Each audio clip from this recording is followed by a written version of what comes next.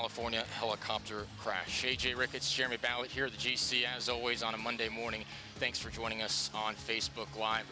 Really, Coach, any discussion of sport, of basketball, can't not be preceded by a discussion of someone who really transcended the sport. Obviously, shocking news for everyone yesterday. Hard to take in, a guy that not just transcended the sport, but 41-year-old father, taking his daughter to play in a basketball game, and it's heartbreaking, gutting for a lot of people to understand right now.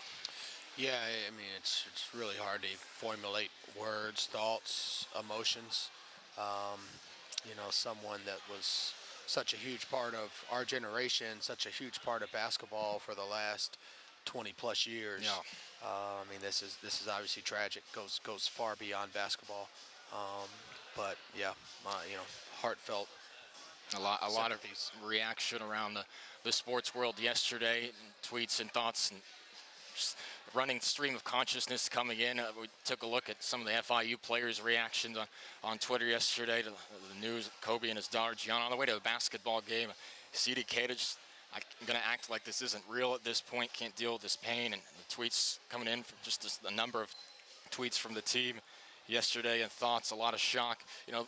Coach, this is a guy, there's few people in sports that really everyone knows. Whether you're a sports fan or not, he's obviously in a category that Michael Jordan, LeBron, Alex Rodriguez. There's very few people that everybody knows, and he's one of those guys that I'm sure you were emulating, in your collegiate career. That's when he was starting to win titles. Right. And your current players, when they were in high school, I mean, Kobe was still doing great things. There's very few people that across generations that have done the kind of things that he does. It's just so rare for what he did for so long. Yeah, he's a one-name guy. Everyone in the world knows Kobe by that name. Yeah. And his legacy is amazing. The thing that I'm really the most struck by, even more so than all these accomplishments that he had while he was playing, was the impact that he was still having on the professional sports world and the sports landscape in general post-retirement. And, you hear all these young players speaking out about how Kobe had reached out to them when they were going through hard times. Deshaun Watson, quarterback for the Houston Texans, talking about how Kobe reached out to him when he's going through hard times. I see clips of the U.S. women's national team, soccer team, and soccer, their support from Kobe wearing their jersey. He was a sportsman in every sense of the word. He really had grabbed this mantle of, I want to help this next generation deal with the trials and tribulations that come from being a professional athlete and being in the public sphere and helping them learn from mistakes he's probably made that was really heartwarming to see from Kobe, and he's going to be missed by so many that knew him and so many that never knew him but felt like they knew him. It just seems so incredulous that less than 24 hours before, he was dapping up LeBron courtside after, he had passed him for the record. He was courtside at the Staples Center, and that was less than 24 hours before. They did play basketball last night, and you saw so many tributes really in every game that took place, particularly at the start of games with those shot clock violations. You saw teams drilling it out for 24 seconds. It started in San Antonio with Popovich, and Larry Pop, of course, was an assistant on the U.S. national team. Of course, being in the league so long, knew Kobe very well. They started that trend, the 24-second violations. Both teams would start it, and the opposite team who didn't win the tip would also take a violation. Some teams, 8 seconds in the backcourt for number 8, as well as 24 seconds for number 24. And you can see the emotion poured out for so many players, including in one of the nightcaps, Devin Booker was very close with him as well. And just some startling stats as you took a look at the numbers at the end of the night. Trae Young, who of course was Gigi's favorite player at that point, 24 shots, number 24 for Kobe to get 45 points. Devin Booker at 36, that adds up to 81. And Trae Young was the first to have to have 45 points on less than 25 shots against the Wizards since Kobe Bryant, who did that in 2006. A lot of poignant commentary and thoughts coming up from all across the sports world yesterday as they talked about their good friend and their brother Kobe. One of those that really hit home that I was getting choked up about, Jay Williams, who played 1 year in the league but obviously knew Kobe very well. He talked on Sports Center yesterday with Zubin Mehenti. Some great thoughts to hear from Jay. Today's a tough day. Today's a hard day. And I hope that everybody at home, you give that person next to you, whatever thing you have wrong in your life with them, if this might be small or big, let that shit go. It doesn't matter. I know I curse, I'm sorry. It's okay. None of that stuff matters, man. This is, it's about life and being precious with every damn second we have here, because from somebody who knows who almost happened to me like that, man, it's just over. It's done randomly, arbitrarily. And very powerful to hear that from Jay, who nearly lost his life in a matter of seconds in that motorcycle crash his rookie year. But the tributes certainly pouring out. It's hard to process. But I mean, what do you? We never thought we'd talk legacy this soon. The second act was just beginning. In your mind, what's the legacy of Kobe as we reflect on what he did for the sport and the game and so many other things? Yeah, I mean, I think that's well put. That's what I had been so amazed by, so impressed by, was this second act that seems so, kind of different than how Kobe was as a player. Kobe was such a singular force as a player, so self-driven, and man, he just seems so much about everyone else post-retirement and helping all these others. So, obviously, I'm going to remember his competitive drive. He continued. He continued on the path that Michael Jordan blazed in terms of being an ultra-competitive winner. Yeah. Two-way player that was about championships and competing night in, night out. And, what an unbelievable example to set for any athlete in any sport, is that kind of competitive drive that he had. But obviously the most important legacy that he leaves is that of a father, that of a husband, and, there's really no words for that. To try to put a man like Kobe into context as we head to break here, it seems impossible with words or even to do so in 30 seconds, but I'll try here as a personal reflection as we head to break. Kobe was the first jersey I ever had growing up. Memories of watching him on the carpets of my grandparents' floor, racking up title after title with Shaq, are still very vivid in my mind. Very few of us have shot a basketball, pulled up in the driveway, or even shot a wad of paper to the receptacle without ever exclaiming Kobe, which is a name that became synonymous not just with greatness, but with the work ethic that it takes to get there. So many stories coming out of Kobe. I love the one where he would wake up at 4 a.m., text his trainer to get up shots, not preparing for a game with the Lakers, but the United States, hell-bent on getting the Stars and Stripes back to the gold medal level, not just once, but twice. And even in the most recent few years, his second act,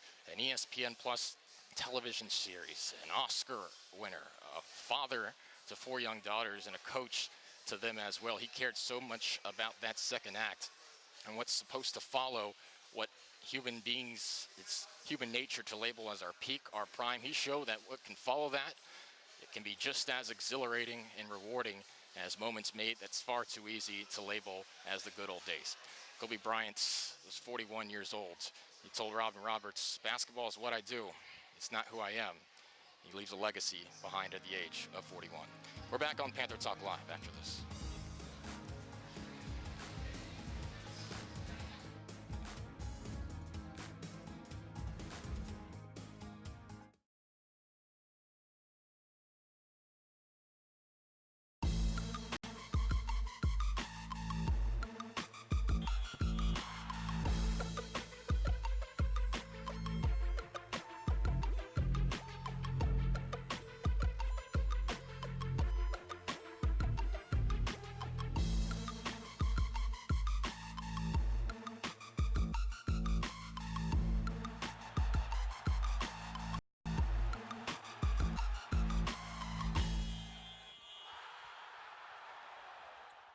For 25 years, Conference USA student athletes have set new standards of success. Our history includes those who are beyond competitors on the field, beyond champions in the classroom, and beyond heroes in their communities. We call them Hall of Famers. The Conference USA Hall of Fame class of 2019. Their legacies live on. To find out more about the inaugural class, visit conferenceusa.com. I'm DeMarne Kitcher, Sean Carrigan, forward at Ford International University from Boston, Massachusetts.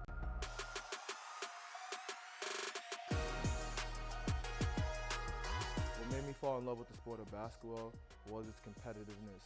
It's one of the only sports that I know that can go from a team sport to an individual making such an impact on it. What I can say about the brotherhood of my team right now is a lot. We're a whole bunch of different characters that fit well together. You see it on the court, we flow together very well. It's just a fast motion, pace. It's like poetry when I'm with my brothers. My relationship with the coaching staff here at Florida International has been great so far. They have your back here 100%. They treat you like family. All I want for myself is just to be the best I possibly can be. FIU is a great place to be. Consider it home already. Love Miami. Only thing I want to say to our fans is be on notice. The excitement of Division I college basketball in the month of March is returning to Ford Center and the Star in Frisco, Texas. Get your tickets now for the 2020 Conference USA Men's and Women's Basketball Championships, presented by Baylor Scott & White Sports Performance Center. 22 basketball games over 4 days in one location, March 11th through March 14th. For tickets, visit your Conference USA team box office or go to conferenceusa.com. You won't want to miss Hoops at the Star.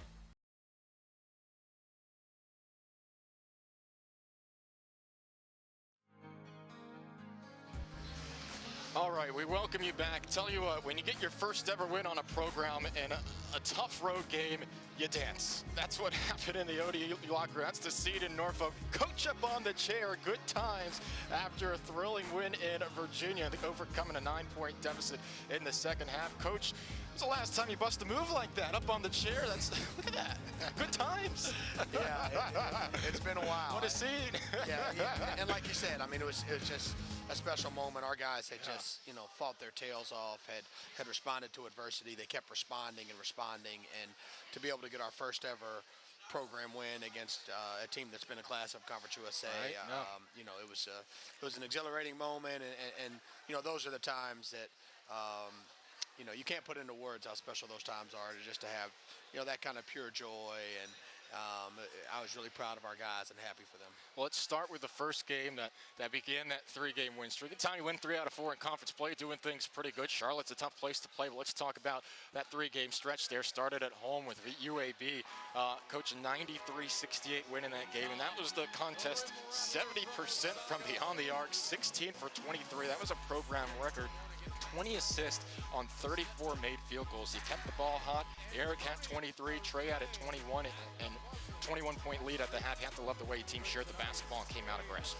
Yeah, I mean, that was a special performance by our team, but it was the culmination of the work they had put in practice that week. And it was the byproduct of our response from the previous week and how we had played on the road. So, our guys paid the price of admission by committing in practice, by holding each other accountable, by getting outside of their comfort zone. And, sometimes the ball goes in the net. But, when we honor the process of what we're supposed to do on the offensive end, when we play together, we can have special nights like that. And that was a special night because UAB is a great defensive team. So to be able to score 93 in any college game is awesome. To do it in a conference game is even more special. But to do it against a conference opponent who plays at a slower tempo and is very good defensively is truly the mark of something special occurring, and it certainly did. And you referenced loving to see the ball go through the net. Look, last year, obviously, the three-point shooting, it wasn't where we wanted it to be, I think, in the 350s in terms of college basketball. This year, for much of the season, I'll have to check what the latest is, but for a lot of the year, you got three-point marks have been the top 70 of college basketball. That'll happen when you make 16 in a game. You follow that up with a game against Middle Tennessee. And yes, they're rebuilding under Nick McDevitt and a thin roster as well, but you guys made sure to take advantage of it. 11 three-pointers in this game, 5 players in double figures. Osasu had 18, 11, and 4 blocks as well, and an 83-69 win, and just felt like you wore them down over the course of the game after starting off strong as well. Yeah, I mean, we were really concerned about this game. Middle Tennessee State is a lot better than what their record indicates. They just played FAU really well. Yeah. I mean, they really could have won the FAU game. They were hungry to get a win against us. They have some dangerous players. And, hey, we wanted to make sure we responded to the success we had Thursday by continuing to honor the process on Saturday. And I was proud that our guys did that. I actually think this one, probably the score, it probably indicates that it was a little closer than it actually was. Yeah. But our guys defended well. We played together offensively, and we did it in front of a really good crowd, which I was proud of. You know, Sasso created a poster if he so wants to hang that in his dorm room moving forward. So then you go on the road, Old Dominion, standard of excellence over the last couple of years. Jeff Jones has done a great job with that program, most recent Conference USA champions, and no matter what their record, they bring a great crowd as well. You're down 9 in the second half, and then Eric Lovett catches fire. The team follows suits. He ends up getting a 3-point win on the road. Lovett had 23. He's averaging 15 points per game over his last 5. O had 6 blocks, and the team came together when it could have been very easy to fall apart in the second half. Absolutely. I mean, make no mistake about it. I mean, ODU is the defending champions of the regular season and of the tournament until someone dethrones them. And FIU has never beaten ODU in its history. Yeah. They've been the class of the league. So this was a game that we knew was going to be hard, and it was nearly impossible, but it wasn't. And our guys made play after play. Despite daunting odds at times, we continued to chip away and believe, and we really ended up with a special win. So really proud of our guys, really proud of the way they persevered and responded, really proud of how they responded to adversity throughout that game, but more proud of the preparation that has taken place in the last 2 weeks for us to have that that 3-game win streak. And we had to pay the price of admission with our commitment in practice, with our intensity, with our focus, just to have a chance. And we gave ourselves that chance, and then they performed out there on the courts in those 3 games. So happy with those results, but more happy with the process that they honored to get those results. And before we go to break, hey, no shame at all in losing just 1 out of 4. What lessons do you feel you can take from the Charlotte game? It was only a 1-possession game at the half. Charlotte going on a little bit of a run throughout the second. I think the final score, we talked about the Middle Tennessee game maybe not being indicative. I don't think this final score was indicative of the game it was as well. What lessons do you feel you can take from that as we approach a very important homestand here? Well, it's a 1-point game in the second half. Yeah. And just some of the things that we did so well on Thursday night, we didn't do as well. I mean, it just wasn't there in the second half for us against Charlotte. And Charlotte's a good team, another very good defensive team that wants to try to control tempo and play at a slower pace. And I believe we got sucked into that a little too much. When the shots weren't falling, we missed some easy looks. We missed some layups. We missed some looks.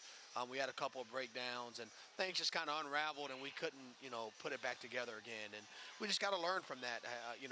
When adversity hits, we got to come closer together, and that's what we did against ODU. That's what we've done numerous occasions this year, but we weren't able to do that on Saturday. And hey, winning on the road in any conference is a tall order, but it certainly is in Conference USA this year, and it certainly will be for anybody that we play.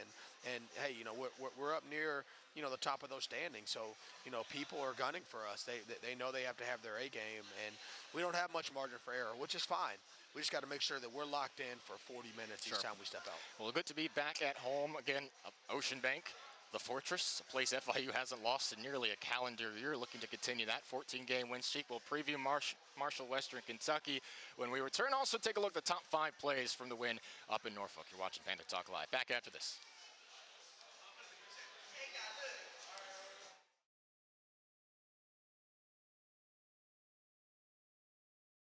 I'm Cam Corcoran, guard at Florida International University from Orlando, Florida.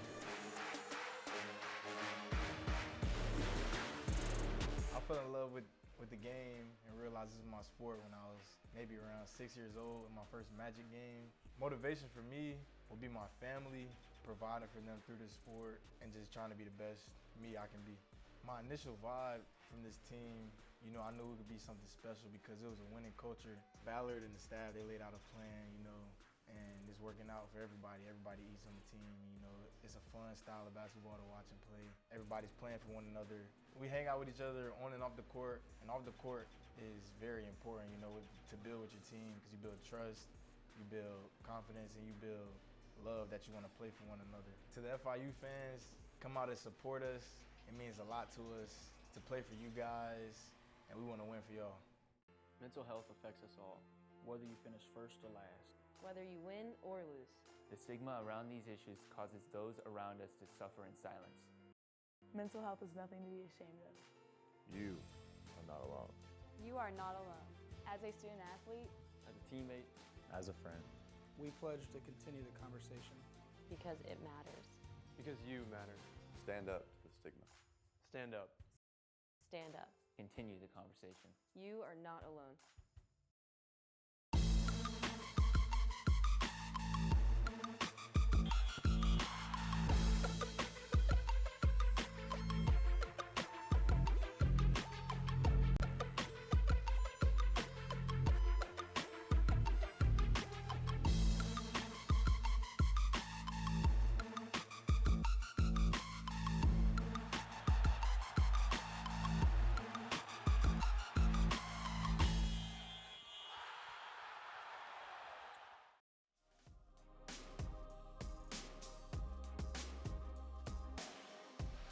All right, we welcome you back to Panther Talk Live, finishing things up here from the GC. AJ Ricketts alongside Jeremy Ballard.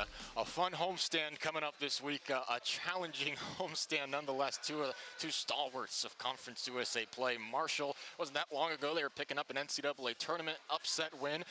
Currently this year, 9-13, 3-5 in conference play, but you take a deeper look at some of those scores, and I mean, they've been competitive against tough teams. We took a tough loss on the road at North Texas. They only lost by 3 to them, a 2-point loss recently against Charlotte as well. Marshall brings a pedigree of winning to the building. In Western Kentucky right now, they are a standard of conference play, 14-6, 7-1 in the league. A great challenge and an awesome opportunity in the next couple games here at home. Yeah, I mean, you hit the nail right on the head. I mean, these I mean, it's like each game you're playing teams that have been, you know, the traditional powers in this league. Yeah. And, you know, that's the company we want to try to keep. But we have to earn that. And, you know, we played Marshall really tough for 40 minutes last year in one game at Marshall, for about 30 minutes of the other game at Marshall. But they beat us twice last year. So, you know, we're hungry to play against them. In a lot of ways, we have some similar styles in terms of our tempo and you know, the amount of quantity of three-pointers we attempt and trying to force turnovers. So, you know, that's always a fun game, I think, for fans to watch. It's you know, it's an appeasing on the eyes to watch Marshall and FIU go at it, but they're going to be hungry. I mean, I think with all teams in the league this year, you can throw the records out the window. Yeah.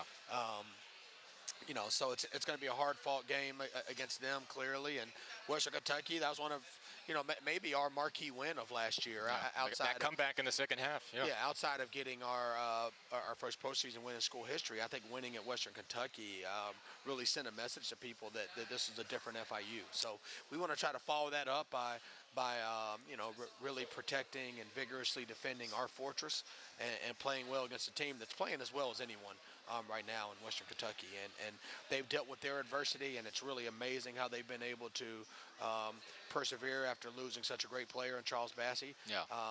But you know, two great opportunities for fans to watch two teams that you know are capable of winning Conference USA, and hopefully we can prove to be one of those teams as well. I tell you what, though, when I look at the roster and I look at the lineup for Marshall, it is glorious to no longer see John Elmore on that roster anymore. He caused a problem for a lot of teams for a lot of years. Before we get to the top five, hey, how awesome was it to have the 1995 tournament team back on campus the other week, just celebrating that accomplishment? And was reading about them in the Herald the other day. I don't think folks realize, look, that team was struggling that year.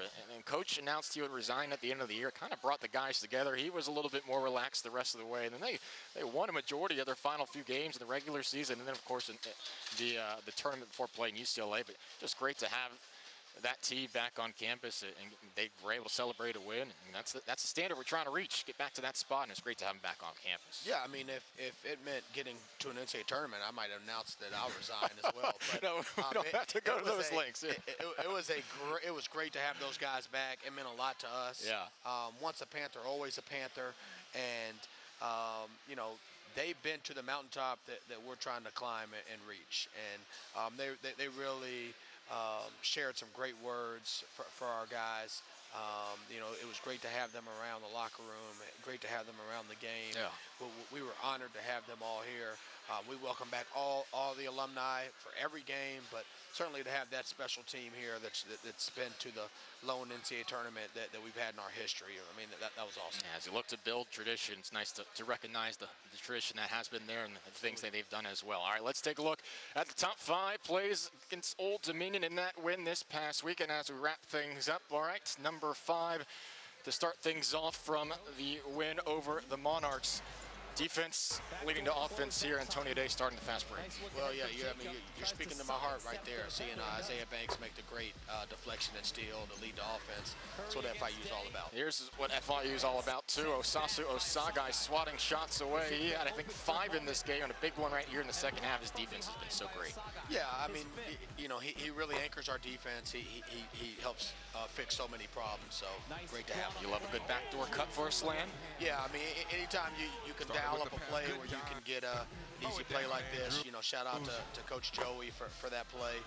Great execution by our players. Fall asleep defensively. DA will be at the rim. How about this ball movement? Eric Lovett heating up. He had 5 3-pointers in this game and went on a stretch in the second half where he was untouchable.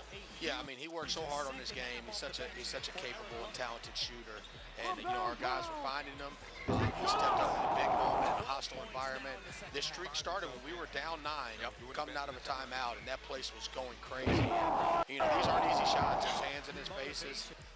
But our guys believed in him, and he came through. A minute left, up by 1. You need a play and a half-court set. And how about this assist from the best in Conference USA at Dish Amount? Yeah, I mean, so proud of Tone and Antonio Day and what he's done this year and the growth that he's shown. And this is a winning play. It's a winning screen by O. It's a winning drive and dish by AD, and obviously a great finish by DA. Yeah, it's a heck of a set. DA took advantage. A couple great back cuts, a couple great sets to get to the rim in that win over Old Dominion. All right, Coach, as we wrap things up, biggest key, biggest emphasis, what do you need to stress to the team to keep up the success at home and really the success this season that you guys have had? What's important? Well, it's been a week since we've been home. I want to thank everyone that came out last Thursday and Saturday. I mean, we've had some really good support. I ask that they continue to come out. It really means so much to our team.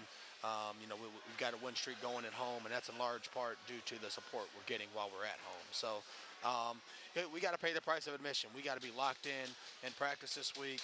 We got to prepare our bodies and our minds to go against 2 very good opponents with great coaches, and they're going to be hard fought games. And we're looking forward to going to battle, though. Should be a lot of fun. We'll see you Thursday and Saturday. Jeremy, appreciate the conversation. Thank you. Appreciate it. Thank you as always. All right, thanks for joining us on Panther Talk Live at the GC, as always, on your Monday mornings. We'll see you next week.